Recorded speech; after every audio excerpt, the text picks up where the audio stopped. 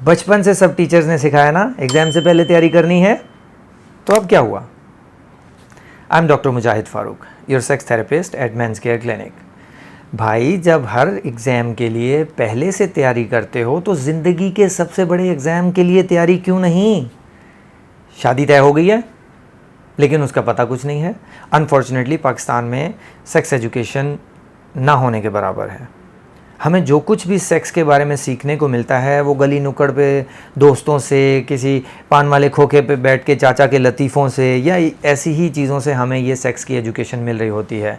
हमारी सबसे बड़ी बदकिस्मती कि इवन हमारे पेरेंट्स भी हमें सेक्स के बारे में एजुकेट कर नहीं पाते। वो जो जनरेशन गैप है वो उसकी सबसे बड़ी रुकावट बनती है, जिसकी वजह से हर नौजवान वो परेशानी फ़ेस करता है जो कि उसे फ़ेस करनी नहीं चाहिए थी अगर उसको प्रॉपरली गाइड किया जाता उसकी टीनेज में।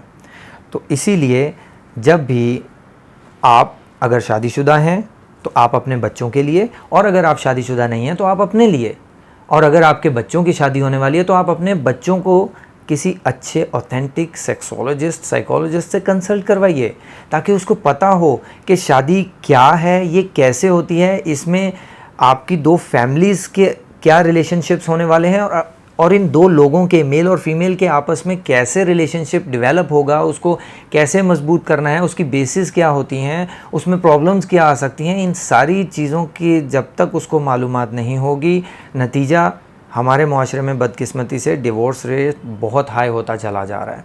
हमें टॉलरेंस लेवल नहीं रहा नौजवानों में, इवन लड़के और लड़कियाँ दोनों ही। और देखने को बहुत सारी बार यही मिलता है कि शादी के पहले साल में ही डिवोर्स हो जाती है।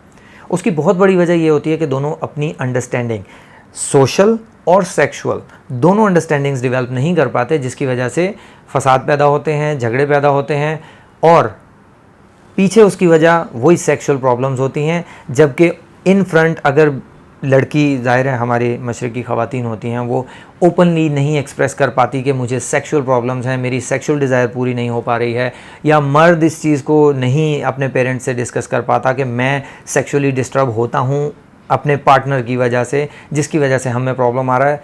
तो नतीजा क्या निकलता है? लड़का या लड़की दोनों एक दूसरे में कीड़े निकालना शुरू करते हैं, फैमिली में झगड़े शुरू होते हैं, और फैमिली का झगड़ा बेस बना के डिवोर्स हो जाती है। कितनी बदकिस्मती की बात है। इसलिए अगर आप चाहते हैं कि आपके बेटे, आपकी बेटियां अपनी अज़दवाजी ज़िंदगी बेहतरीन तरीके से गुजारें, तो प्लीज़ शादी से पहले लाजमी तौर पे, अगर ख़ुद नहीं कर सकते, बेस्ट तो ये है कि आप अपने बच्चों से ख़ुद बात करना शुरू कीजिए। अगर आप नहीं कर सकते हैं तो एटलीस्ट उनको किसी अच्छे सेक्सोलॉजिस्ट या अच्छे साइकोलॉजिस्ट के पास लेके जाइए, जो उनको आपकी हेल्प करने के लिए उनको गाइड कर सके कि उनको क्या करना है और कैसी प्रॉब्लम्स हो सकती हैं, और कौन सी कंडीशंस होती हैं जिसको आपने डिजीज़ या प्रॉब्लम के ज़िम्मे में लेके आना है, और कैसी कंडीशंस होती हैं जो एब्सोल्युटली नॉर्मल है। इवन बच्चों को पता ही नहीं होता कि अगर वेडिंग नाइट पे फर्स्ट टाइम ट्राई करते हुए अगर आप इजैकुलेट हो जाते हैं, दैट इज़ एब्सोल्युटली नॉर्मल। लेकिन वो इसको बीमारी जान के, क्यों? क्योंकि पहले से सुन रखा है कि जी वो सूरत इंजाल हो जाता है और जरियान है और पता नहीं क्या क्या है। तो वो उस पहली ट्राई को ही अपनी नाकामी की वजह मान के आगे से अपना हथियार जो है वो फेंक के बैठ जाते हैं कि नहीं, हमें तो प्रॉब्लम हो गया है। जबकि ऐसा नहीं है, ये एब्सोल्युटली नॉर्मल है। जिस एक बच्चे ने या बच्ची ने, हम चूँकि मेल्स को ट्रीट कर रहे हैं और उनके बारे में ज़्यादा बात करेंगे, कि अब जिस बच्चे ने अपनी सारी ज़िंदगी में एक फैंटेसी डेवलप की हुई है, लेकिन कभी भी एक ऑपोजिट जेंडर को नेकेड अपने सामने उस तरह से नहीं देखा है, और आज वो मुकम्मल तौर पे उसके सामने है और फुली नेकेड है, तो एक्साइटमेंट का लेवल डिफरेंट हो सकता है, उसकी वजह से आप इजैकुलेट हो सकते हैं। That is absolutely normal. उसको बीमारी कहना ये ठीक नहीं है। लेकिन ये सब कुछ सिखाएगा कौन? आप अपने बच्चों से सेक्स के बारे में बात नहीं करते हैं।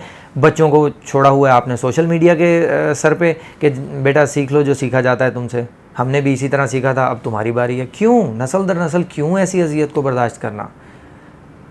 बच्चों के लिए सेक्स एजुकेशन का इंतज़ाम कीजिए। Thank you.